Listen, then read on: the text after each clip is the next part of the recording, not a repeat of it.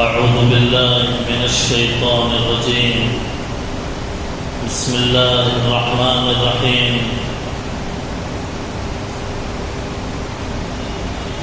حتى إذا بلغ بين السدين وجد من دونهما قوما لا يكادون يفقهون قولا. قالوا يا ذا القرنين إن يأجوج ومأجوج مفسدون في الأرض فهل نجعل لك خرجا على أن تجعل بيننا وبينهم سدا؟ قال ما مكنني فيه ربي خير فأعينوني بقوة أجعل بينكم وبينهم ردما. آتوني زبر الحديد حتى إذا ساوى بين الصدفين قال انفخوا حتى إذا جعله نارا قال آتوني أفرغ عليه قطرا فما استطاعوا أن يظهروه وما استطاعوا له نقبا. صدق الله العلي العظيم. سبحانك لا علم لنا إلا ما علمتنا إنك أنت العليم الحكيم. سبحان ربك رب العزة عما يصفون وسلام على المرسلين والحمد لله رب العالمين. اللهم صل على سيدنا محمد وعلى آل سيدنا محمد وبارك وسلم.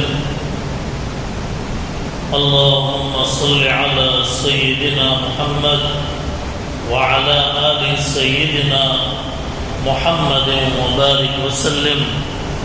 اللهم صل على سيدنا محمد وعلى آل سيدنا محمد وبارك وسلم.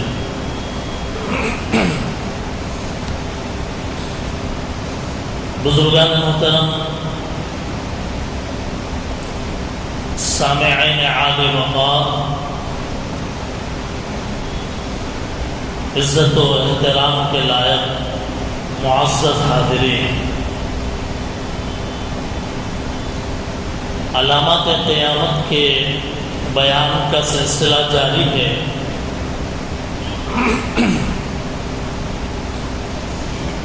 تقریباً آج اس کی 13ویں قسط بیان کرنے کی اللہ تعالی توفیق عطا فرما رہے ہیں۔ آج کا عنوان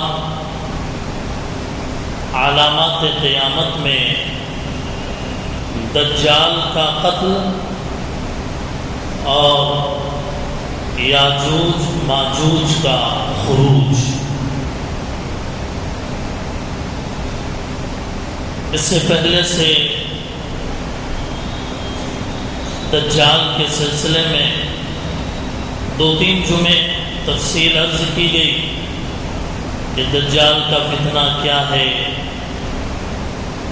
دجال کہاں سے ظاہر ہوگا،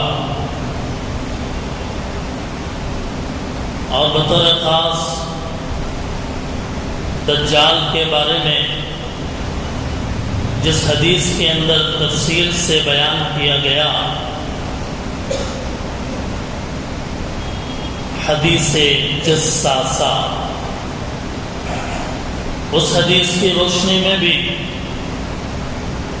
ہم نے دجال کے سلسلے میں تفصیل عرض کی ہے، لیکن چونکہ 2 جمعے درمیان میں حائل ہوئے اور جمعے میں آنے والا مجمع کبھی نیا بھی ہوتا ہے، اس اعتبار سے ایک جامع حدیث جسے صحیح مسلم میں اور دیگر حدیث کی مستند کتابوں کے اندر نقل کیا گیا ہے، اور محدثین نے اس روایت کو صحیح بھی قرار دیا ہے۔ وہ روایت ہے حضرت نواس بن سمعان رضی اللہ تعالی عنہ کی. صحابی رسول ہیں حضرت نواس ابن سمعان. یہ صحابی حضور صلی اللہ علیہ وسلم سے ایک بڑی حدیث کو سنا اور سن کر نقل کیا. چنانچہ حدیث کی بڑی بڑی کتابوں میں حضرت نواس ابن سمعان کی وہ روایت ذکر کی گئی ہے. آپ بڑے غور سے سنیے گا. کچھ تفصیلات اس کی پہلے آ چکی ہیں اور کچھ تفصیلات اس کے اندر آپ کے لیے ابتدائی طور پہ آپ کے سماعتوں کے حوالے ہوں گے. اس روایت میں ایک طرف دجال کا ذکر ہے، دوسری طرف حضرت عیسیٰ علیہ السلام کے آسمان سے نازل ہونے کا ذکر ہے، اور تیسری طرف اخیر میں یاجوج ماجوج کا ذکر ہے. پہلے اس روایت کو سماعت فرمائیں، پھر ہم آپ کے سامنے تفصیل عرض کریں گے. چنانچہ حضرت نواس ابن سمعان فرماتے ہیں کہ حضور صلی اللہ علیہ وسلم نے ایک دن صبح کے وقت دجال کا تذکرہ فرمایا. تذکرہ فرماتے ہوئے بعض باتیں دجال کے بارے میں ایسی فرمائی کہ دجال کا حقیر اور ذلیل ہونا اس سے معلوم ہوتا ہے. مثلا کہ دجال کانا ہوگا، ایک آنکھ اس کی نہیں ہوگی، عیبدار ہوگا. بعض باتیں حضور نے ایسی بھی فرمائی جس سے معلوم ہوتا ہے کہ اس کا فتنہ سخت اور عظیم ہے. مثلا دجال کے ساتھ ایک جنت، ایک جہنم نقلی وہ اپنے ساتھ لیا پھرے گا، آگ اور پانی بھی ساتھ میں لے کے چلے گا. تو اس بیان سے حضور علیہ السلام کے دجال کے بارے میں فرمانے سے ہمارے دل کے اندر ایک خوف پیدا ہوا. حتیٰ کہ شام کے وقت میں جب ہم حضور صلی اللہ علیہ وسلم کی خدمت میں آئے، آپ نے ہمارے دل کے تاثرات کو محسوس کیا، بھانپ لیا، اور حضور نے فرمایا کہ تم نے کیا سمجھا؟ صبح میں نے تم کو جو بھی باتیں بتائی دجال کے بارے میں، اس سے تم نے کیا سمجھا؟ صحابہ کہتے ہیں ہم نے عرض کیا، آپ نے دجال کا تذکرہ فرمایا اور بعض باتیں ایسی فرمائی کہ وہ حقیر اور ذلیل معلوم ہوتا ہے، بعض باتیں ایسی فرمائی کہ جس سے پتہ چلتا ہے کہ اس کے پاس بہت بڑی طاقت ہوگی اور اس کا فتنہ بڑا عظیم ہوگا. ہمیں تو ایسا لگا حضور آپ کے بیان کرنے سے کہ دجال کے ہی قریب میں ہی ہے. حضور نے یہ سن کر فرمایا کہ تمہارے بارے میں جن فتنوں کا مجھے خوف ہے ان میں دجال کا جو فتنہ ہے وہ دوسرے فتنوں کے مقابلے میں زیادہ خوفناک ہے. دجال کا فتنہ عظیم ہے اور دیگر فتنے بھی عظیم ہیں. اللہ کے نبی نے فرمایا اگر وہ میری موجودگی میں نکلا میں خود اس کا مقابلہ کروں گا، تمہیں اس کی فکر کرنے کی ضرورت نہیں. اگر میرے بعد آیا تو ہر شخص اپنی ہمت کے موافق اس کو ہرانے کی کوشش کرے گا. اللہ تعالیٰ میری غیر موجودگی میں ہر مسلمان کی مدد فرمائیں گے. اس کے بعد حضور نے دجال کی علامتیں بتائی کہ وہ نوجوان سخت پیچ دار بالوں والا ہے، اس کی ایک آنکھ اوپر کو ابھری ہوئی ہے اور دوسری آنکھ سے کانا ہے، اور اگر میں اس کی صورت کو کسی کے ساتھ تشبیہ دوں تو وہ عبد العزیٰ ابن قطن، یہ زمانے جاہلیت میں بنو خزاعہ قبیلے کا ایک بد شکل آدمی تھا. اللہ کے نبی نے فرمایا کہ دجال اگر کسی کی صورت سے ملتا جلتا ہے تو فرمایا عبد العزیٰ ابن قطن جو آدمی ہے اس کے جیسا وہ نظر آئے گا. اگر تم میں سے کسی مسلمان کا دجال کے ساتھ سامنا ہو جائے تو اس کو چاہیے کہ وہ سورہ کہف کی ابتدائی آیتیں پڑھ لے. اس سے دجال کے فتنے سے محفوظ ہو جائے گا۔ دجال شام اور عراق کے درمیان سے نکلے گا، ہر طرف فساد مچائے گا۔ اے اللہ کے بندوں، اس کے مقابلے میں ثابت قدم رہے گا۔ صحابہ کہتے ہیں ہم نے پوچھا اللہ کے نبی وہ زمین میں کتنی مدت رہے گا؟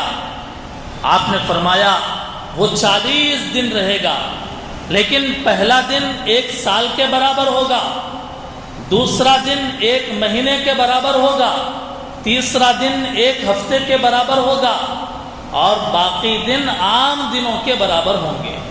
ہم نے کہا یا رسول اللہ جو پہلا دن ہے 1 سال کے برابر ہوگا تو کیا ہم اس میں صرف 1 دن کی 5 نمازیں پڑھیں گے؟ اللہ کے نبی نے فرمایا نہیں، بلکہ وقت کا اندازہ کر کے پوری نمازیں تم ادا کرو گے۔ ہم نے عرض کیا یا رسول اللہ وہ زمین میں کتنی تیزی کے ساتھ سفر کرے گا؟ تو حضور نے فرمایا کہ جتنی تیزی کے ساتھ بادل چلتے ہیں، جب ہوا اس طرف جا رہی ہو، بادلوں کو لے کر جا رہی ہو، جتنی تیزی کے ساتھ بادل چلتے ہیں اتنی تیزی کے ساتھ وہ دنیا میں سفر کرے گا۔ دجال کسی قوم کے پاس سے گزرے گا، ان کو اپنے باطل عقیدوں کی دعوت دے گا، وہ اس پر ایمان لائیں گے۔ دجال بادلوں کو حکم دے گا تو وہ برسنے لگیں گی، اور زمین کو حکم دے گا سرسبز و شاداب ہو جائیں گی، اور شام کو جب جانور واپس آئیں گے تو ان کے کوہان پہلے کی بنسبت بہت اونچے ہوں گے اور دھن دودھ سے بھرے ہوئے ہوں گے، ان کی کوکھیں بھری ہوئی ہوں گی۔ پھر دجال کسی دوسری قوم کے پاس سے گزرے گا اور ان کو بھی اپنے خدا ہونے کی دعوت دے گا، لیکن وہ اس کی باتوں کو رد کر دیں گے، وہ ان سے مایوس ہو کر چلا جائے گا۔ تو یہ مسلمان لوگ قحط سالی میں مبتلا ہو جائیں گے، ان کے پاس کچھ مال نہ رہے گا، ویران زمین کے پاس سے دجال کا گزر ہوگا۔ دجال اس ویران زمین کو مخاطب کر کے کہے گا کہ اپنے خزانوں کو باہر نکال، چنانچہ زمین کے خزانے اس کے پیچھے پیچھے ہو لیں گے، جیسا کہ شہد کی مکھیاں اپنے سردار کے پیچھے پیچھے چلتی ہیں۔ پھر دجال ایک آدمی کو بلائے گا جو زبردست نوجوان ہوگا، اس کو تلوار مار کر 2 ٹکڑے کر دے گا دجال، اور دونوں ٹکڑے اس قدر فاصلے پر کر دیے جائیں گے جس قدر تیر مارنے والے اور نشانے کے درمیان فاصلہ ہوتا ہے۔ پھر وہ اس کو بلائے گا، وہ زندہ ہو کر دجال کی طرف ہنستا ہوا روشن چہرے کے ساتھ آ جائے گا۔ اسی درمیان میں اللہ تعالی حضرت عیسیٰ علیہ السلام کو آسمان سے نازل فرمائیں گے۔ چنانچہ وہ 2 رنگدار چادریں پہنے ہوئے دمشق کی مشرقی جانب کے سفید مینارے پر اس طرح نازل ہوں گے کہ اپنے دونوں ہاتھوں کو فرشتوں کے پروں پر رکھے ہوئے ہوں گے۔ جب اپنے سر مبارک کو نیچے کریں گے اس سے پانی کے قطرات جھڑیں گے، جیسے کہ کوئی ابھی غسل کر کے آیا ہو، اور جب سر کو اوپر کریں گے تو اس وقت بھی پانی کے قطرے جو موتیوں کی طرح صاف ہوں گے گریں گے۔ جس کافر کو عیسیٰ علیہ السلام کی سانس کی ہوا پہنچے گی وہ وہیں مر جائے گا، اور آپ کا سانس اس قدر دور پہنچے گا جس قدر دور آپ کی نگاہ جائے گی۔ حضرت عیسیٰ علیہ السلام دجال کو تلاش کریں گے یہاں تک کہ آپ اسے باب اللد پر جا کر پکڑیں گے۔ حضرت عیسیٰ علیہ السلام دجال کو تلاش کرتے کرتے ملک شام میں ایک جگہ کا نام ہے باب اللد، آج بھی ہے وہ، اور اسی نام سے ہے، باب اللد اسی نام سے ہے۔ اس جگہ پر جا کر پکڑیں گے، وہاں اس کو قتل کر دیں گے۔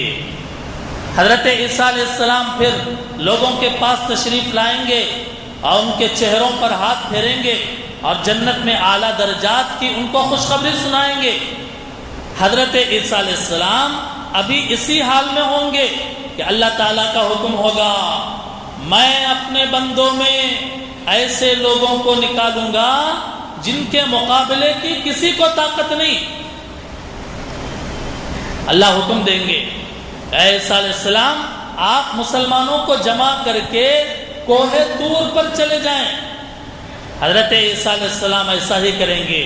اللہ تعالیٰ یاجوج ماجوج کو کھول دیں گے, یاجوج ماجوج کو کھول دیں گے.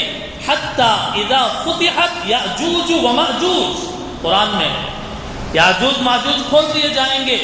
چنانچہ وہ سرعت سیر یعنی تیزی کے ساتھ جب آئیں گے, وہ ہر بلندی سے جب اتر رہیں گے ایسا لگے گا کہ پھسلتے ہوئے وہ آ رہے ہوں, ایسا سمجھ میں آئے گا. ان میں کہ پہلے لوگ ایک بحیرہ تبریہ, ایک پانی کی جگہ سے گزریں گے, اس کا سب پانی پی کر ایسا کر دیں گے کہ جب ان میں سے دوسرے لوگ اسی جگہ سے گزریں گے تو دریا کی جگہ کو خشک دیکھ کر کہیں گے کہ کیا یہاں کبھی پانی رہا ہے. حضرت عیسیٰ علیہ السلام اور ان کے رفقا, ان کے ساتھ والے یہ کوہ طور پر پناہ لیں گے. دوسرے مسلمان اپنے قلعوں اور محفوظ جگہوں میں پناہ لیں گے. کھانے پینے کا سامان ساتھ ہوگا مگر وہ کم پڑ جائے گا. اب جب شارٹیج ہو جائے کسی چیز کی تو چیزیں مہنگی ہو جاتی ہیں, حتیٰ کہ بیل کا ایک سر یا جانور کا ایک سر 100 دینار سے بہتر سمجھا جائے گا. حضرت عیسیٰ علیہ السلام اور دوسرے مسلمان اپنی تکلیف دور ہونے کے لیے اللہ تعالیٰ سے دعا کریں گے. اللہ تعالیٰ ان کی دعا قبول فرمائیں گے. ان پر وبا کی صورت میں ایک بیماری بھیجیں گے یعنی یاجوج ماجوج پر, اور یاجوج ماجوج تھوڑی دیر میں سب کے سب مر جائیں گے. ایک وائرس پھیلے گا دنیا میں جس وائرس میں مبتلا ہو کر یاجوج ماجوج ختم ہو جائیں گے. پھر حضرت عیسیٰ علیہ السلام اور ان کے ساتھی کوہ طور سے نیچے آئیں گے تو دیکھیں گے زمین میں ایک بالش جگہ بھی ان کی لاشوں سے خالی نہیں, سخت بدبو پھیلی ہوئی ہے. پھر حضرت عیسیٰ علیہ السلام اللہ سے دعا کریں گے کہ اللہ یہ مصیبت ختم کر دیجئے. اللہ تعالیٰ اس دعا کو قبول فرمائیں گے. بہت بھاری بھر کم پرندوں کو بھیجیں گے, بڑے بڑے پرندے جن کی گردنیں اونٹ کی گردنوں کی مانند ہوں گی. وہ ان کی لاشوں کو اٹھا کر جہاں اللہ کی مرضی ہوگی وہاں پھینک دیں گے. بعض روایات میں ہے کہ دریا میں ڈال دیں گے. پھر اللہ تعالیٰ بارش برسائیں گے. کوئی شہر جنگل ایسا نہیں ہوگا جہاں بارش نہ ہوئی ہوگی. ساری زمین اس بارش کے پانی سے دھل جائے گی اور صاف ہو جائے گی. پھر اللہ تعالیٰ زمین کو حکم دیں گے کہ اپنے پیٹ سے پھلوں اور پھولوں کو اگا دے. زمین اپنی برکتیں ظاہر کریں گی. اس قدر برکتیں ظاہر ہوں گی کہ ایک انار ایک جماعت کے کھانے کے لیے کافی ہو جائے گا اور لوگ اس سے فائدہ اٹھائیں گے. دودھ میں اتنی برکت ہوگی کہ ایک اونٹنی کا جو دودھ ہے بہت بڑی جماعت کے لیے کافی ہوگا. ایک گائے کا دودھ ہے ایک قبیلے کے لیے کافی ہو جائے گا. ایک بکری کا دودھ ہے پوری برادری کے لیے کافی ہو جائیں گی. یہ غیر معمولی برکتیں اور امن و امان کا زمانہ 40 سال رہے گا. 40 سال کے بعد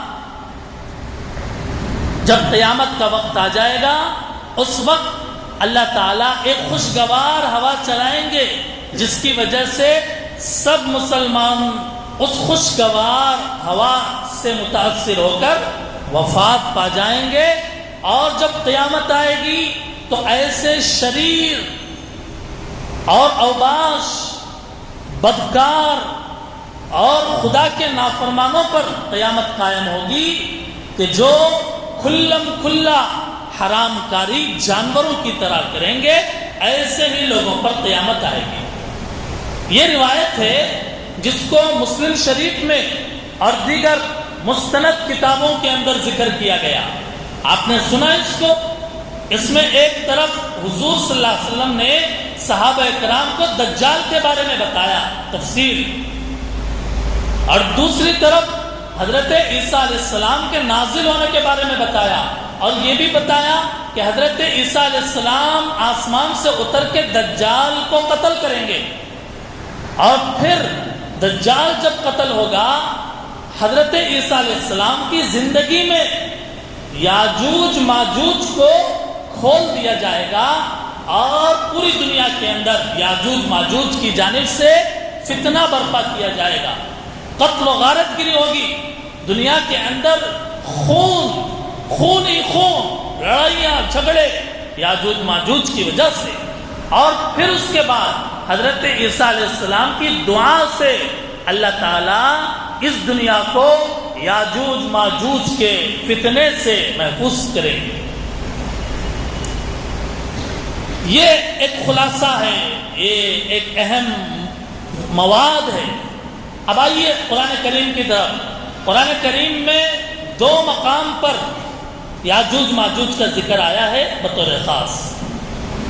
پہلا مقام پارے 16 سورہ کہف کے آخری رکوع سے پہلے والے رکوع میں، جہاں حضرت ذوالقرنین کا ذکر ہے، اور دوسرا تذکرہ پارے 17 میں سورہ حج سے پہلے والا جو رکوع ہے وہاں پر ذکر آیا ہے۔ اب سورہ کہف میں حضرت ذوالقرنین کے واقعے میں جو ذکر آیا ہے، حضرت ذوالقرنین ایک بہت بڑے بادشاہ گزرے ہیں، بہت بڑے اللہ والے گزرے ہیں، پوری دنیا کے اوپر مشرق مغرب ہر طرف وہ بادشاہت کرتے تھے، ایسے بڑے بادشاہ۔ انہوں نے مشرق کا بھی سفر کیا، مغرب کا بھی سفر کیا، پوری دنیا کا چکر لگایا۔ اب آئیے، جب حضرت ذوالقرنین سفر کرتے کرتے ایک ایسی قوم کے پاس پہنچے کہ قرآن کریم کے بیان کے مطابق لا یکادون یفقہون قولا، کہ حضرت ذوالقرنین ایسے لوگوں کے پاس پہنچے کہ جو لوگ ان کی بات سمجھتے نہیں تھے، یعنی ذوالقرنین کی زبان ان لوگوں کو نہیں آتی تھی، ان کی زبان ان کو نہیں آتی تھی، پھر بھی دونوں نے بات کیا درمیان میں ایک ترجمان کے ذریعے سے، ٹرانسلیٹ کرنے والا ایک درمیان میں تھا، اس کے ذریعے سے بات کیا۔ ان لوگوں نے حضرت ذوالقرنین چونکہ بادشاہ تھے، ان لوگوں نے کہا حضرت ذوالقرنین سے، اے ذوالقرنین، یاجوج اور ماجوج اس سرزمین میں آ کر فساد مچاتے ہیں، تو کیا آپ ہمارے لیے کچھ خرچ کر کے، آپ کو ہم کچھ خرچہ دیں گے، کچھ پیسہ دیں گے، آپ ہمارے اور ان یاجوج ماجوج کے درمیان میں کوئی رکاوٹ بنا دیجیے۔ حضرت ذوالقرنین نے جواب دیا، میرے پاس اللہ کا دیا ہوا بہت کچھ ہے۔ قال ما مکننی فیہ ربی خیر، اللہ نے جو دیا بہتر ہے میرے لیے، تم میری مدد اگر کرنا چاہتے ہو تو عمل کے ذریعے، یعنی اس آڑ کے بنانے میں تم میری مدد کرو، میں تمہارے اور یاجوج ماجوج کے درمیان ایک مضبوط دیوار بناؤں گا، تم مجھے لوہے کے بڑے بڑے ٹکڑے دو، لوہے کے بڑے بڑے ٹکڑے دو اور میری مدد کرو۔ یہاں تک کہ جب حضرت ذوالقرنین نے ان 2 پہاڑوں کے درمیان کی جو جگہ تھی، دونوں پھاٹکوں کے بیچ میں دیوار چن کر برابر کر دی، تو اب حکم دیا کہ دہکاؤ اس کو دہکاؤ، یعنی لوہے کو دہکاؤ، حتیٰ کہ لوہا دہک کر انگار بن کر وہ اس کے سوراخوں کے اندر خوب اچھی طرح مضبوطی سے گھس جائے۔ یہاں تک کہ ذوالقرنین نے جب اس کو لال انگارہ کر دیا تو حکم دیا کہ مجھے لا کر دو، میں اس پر پگھلا ہوا تانبا ڈال دوں تاکہ یاجوج ماجوج نہ اس کے اوپر چڑھ سکے اور نہ اس کے اندر سوراخ کر سکے۔ یہ ترجمہ ہے جو میں نے کیا ہے سورہ کہف کی آخری آیتوں کا۔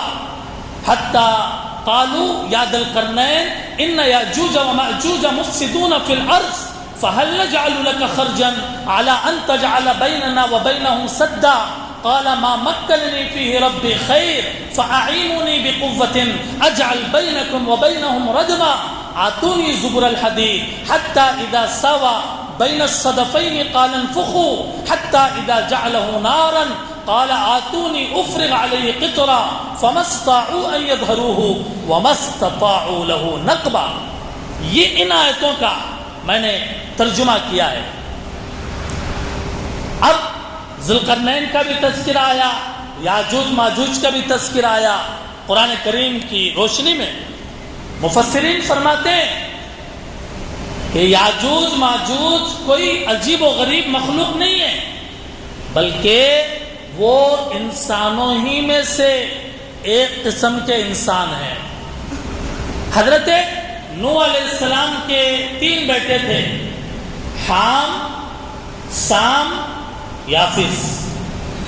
حام، سام، یافس، یہ 3 بیٹے تھے۔ پوری دنیا کے اندر اس وقت جو انسان ہے، مسلمان ہو یا کافر ہو، کوئی بھی، جتنے انسان ہیں حضرت نوح علیہ السلام کے انہی بیٹوں کی نسلوں میں ہے۔ فرمایا کہ یاجوج ماجوج حضرت نوح علیہ السلام کی اولاد یافس کی نسل سے ہیں۔ انسان ہے وہ انسان ہی ہے، کوئی عجیب و غریب جانور نہیں ہے، یافس کی اولاد میں ہے۔ قرآن کریم میں ہے وَجَعَلْنَا ذُرِّيَّتَهُ هُمُ الْبَاقِينَ۔ چنانچہ نوح علیہ السلام کے زمانے سے یافس کی جو اولاد ہے وہ ذوالقرنین کے زمانے تک مختلف قوموں میں اور قبیلوں میں پھیل گئی۔ اب یافس کی جو اولاد ہے دوسرے عام انسانوں کے مقابلے میں کہیں زیادہ ہیں، یعنی یاجوج ماجوج عام انسانوں کے مقابلے میں ان کی تعداد بہت بڑی ہوئی ہے۔ چنانچہ قرآن کریم کے بیان کے مطابق ایک پہاڑی درے کے پاس یاجوج ماجوج حضرت ذوالقرنین کے وقت میں اور زمانے میں انسانوں کو ستاتے تھے، حتیٰ کہ ان انسانوں کو جن کی زبان حضرت ذوالقرنین کو نہیں آتی تھی، انہوں نے حضرت ذوالقرنین سے گزارش کر کے وہ آڑ بنانے کی فرمائش کی، حتیٰ کہ جب حضرت عیسیٰ علیہ السلام دجال کو قتل کریں گے، وہی یاجوج اور ماجوج بڑی بھاری تعداد میں عام انسانوں کی بستیوں کے اندر گھس جائیں گی اور زمین کے اوپر فتنہ برپا کریں گی۔ اب یہ سوال کہ وہ ذوالقرنین نے وہ جو آڑ بنایا، وہ پہاڑی دروں پہ جو لوہے کے ذریعے لوہے کو پگھلا کے تانبا ڈال کر جو بنایا، وہ کہاں ہے؟ حضرت ذوالقرنین کس قوم سے ملاقات کی ہے؟ وہ پہاڑ کون سے ہیں؟ وہ قوم کون سی ہے؟ حضرت ذوالقرنین کی بنائی ہوئی دیوار ابھی باقی ہے یا نہیں؟ اس کے جوابات قرآن کریم میں نہیں ہیں۔ قرآن کریم میں تو ایک واقعہ حضرت ذوالقرنین کا ذکر کر دیا گیا، اب وہ پہاڑ کہاں ہے قرآن کریم نے اس کو نہیں بیان کیا۔ جیسے اصحاب کہف کے غار کے بارے میں قرآن کریم نے بیان نہیں کیا، ایسے ہی اس کے بارے میں بھی بیان نہیں کیا ہے۔ بعد مورخین، تاریخ لکھنے والے، ان کے بیان کے مطابق منگولیا یعنی تاتاری فتنہ، جو بڑا خطرناک فتنہ گزرا ہے تاریخ اسلام میں، وہ تاتاری فتنہ برپا کرنے والے وہ یاجوج ماجوج ہی کے نسل کے کوئی لوگ تھے جو پوری دنیا میں اسلام کو مٹانے کے لیے انہوں نے تاتاری فتنہ قائم کیا ہے۔ اب سوال، اتنی باتیں، جتنی باتیں قرآن نے، حدیث نے بیان کی، اس پر ایمان لانا ضروری ہے، اور جتنی باتوں کو قرآن کریم نے بیان نہیں کیا اس کے بارے میں اندازے لگا کر فائنل کر دینا اور فکس کر دینا کہ یہ سد ذوالقرنین فلاں جگہ ہے، یاجوج ماجوج فلاں جگہ ہے، یہ اس پر نہ عقیدہ موقوف ہے اور نہ اسلام نے اس کا ہمیں مکلف بنایا۔ اب ایک چیز جو مشہور ہے لوگوں کے درمیان کہ یاجوج ماجوج اس جو ہے دیوار کو چاٹتے رہتے ہیں اور کھودتے رہتے ہیں اور انشاءاللہ کہنا بھول جاتے، جب قیامت کا قریب ہوگا شام تک چاٹتے رہتے ہیں اور جو ہے کھودتے رہتے ہیں، قیامت کے قریب وہ انشاءاللہ کہہ کر کام چھوڑتے ہیں تو دوسرے دن جس حالت میں انہوں نے چھوڑا اسی حالت کے اندر وہ دیوار ان کو ملتی ہے۔ یہ جو بات ہے چاٹنے کی اور کھودنے کی اور انشاءاللہ کہنے کی، یہ بات حضرت کعب احبار کی روایت سے حضرت ابو ہریرہ رضی اللہ تعالیٰ عنہ نے بیان کیا، لیکن محدثین نے اس حدیث کو بیان کر کے کہا، مفسرین نے اس حدیث کو بیان کر کے کہا کہ کعب احبار یہودی عالم تھے، بعد میں مسلمان ہوئے، مسلمان ہونے کے بعد حضرت کعب احبار یہودیوں کی کوئی روایت بیان کر دیتے تھے۔ ہو سکتا ہے کہ یہ جو چاٹنے والی بات ہے اور دیوار کے ختم کرنے والی بات ہے وہ کسی اسرائیلی روایت یعنی غیر معتبر، اسرائیلی روایت یعنی غیر معتبر، اس سے نقل کر کے کعب احبار نے اس کو بیان کیا ہو، واللہ اعلم بالصواب۔ اب لوگوں کے درمیان میں یاجوج ماجوج کے بارے میں عجیب و غریب چیزیں، یا تو ویڈیوز دیکھ کر یوٹیوب پر مارا تو جاہل اور ان پڑھ اور اپنے آپ کو اسکالر بتانے والے وہ تاریخی روایتوں سے گڑ گڑ کر کے طرح طرح کی باتیں ویڈیوز بنا دیتے ہیں، طرح طرح کے فوٹوز لگا دیتے ہیں، عجیب و غریب باتیں لوگوں کے درمیان پھیلی۔ مثال کے طور پہ ایک بات یہ پھیلی ہوئی ہے کہ یاجوج ماجوج کے دو کان بہت بڑے، ایک کان کو زمین پہ بچھاتے ہیں، دوسرے کان کو اوڑھ لیتے ہیں۔ یہ لوگوں میں مشہور ہے، غلط ہے، اغلاط العوام میں سے ہے، یہ غلط ہے۔ ایسے ہی ایک بات یہ مشہور ہے کہ یاجوج ماجوج یہ 1.5 بالش کے ہیں۔ کتنے؟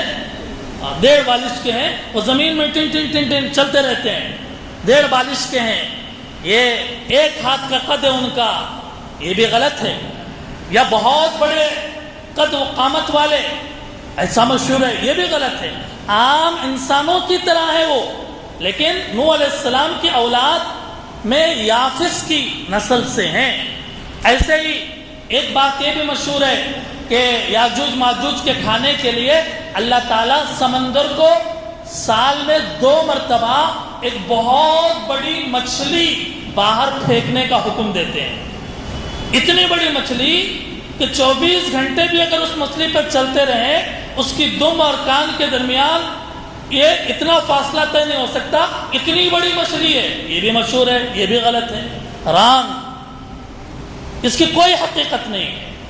یاجوج ماجوج کے بارے میں جتنی باتیں عوام میں مشہور ہے عجیب و غریب طرح کی، اس کی کوئی حقیقت نہیں ہے، کانوں کے بڑا ہونے کی، ہائٹ کے بہت ہائی ہونے کی، یا 1.5 بالش کے ہونے کی، یا کھانے کے بارے میں۔ اب یہ باتیں لوگوں میں مشہور کیوں ہوئی؟ وہ اس لیے مشہور ہوئی کہ یاجوج ماجوج کا تذکرہ یہودیوں کی کتابوں میں بھی ہے، عیسائیوں کی کتابوں میں بھی ہے۔ اب وہاں یہودیوں کی کتابوں اور عیسائیوں کی کتابوں میں ایسی عجیب و غریب باتیں ذکر کر دی گئی۔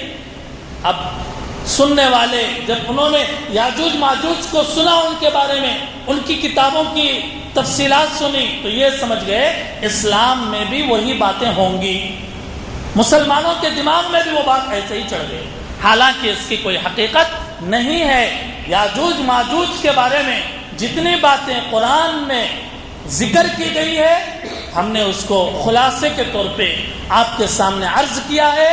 اتنی بات طے ہے کہ حضرت عیسیٰ علیہ السلام کے زندگی میں، آپ کے آنے کے بعد یاجوج ماجوج پوری دنیا میں قتل و غارت گری کریں گے۔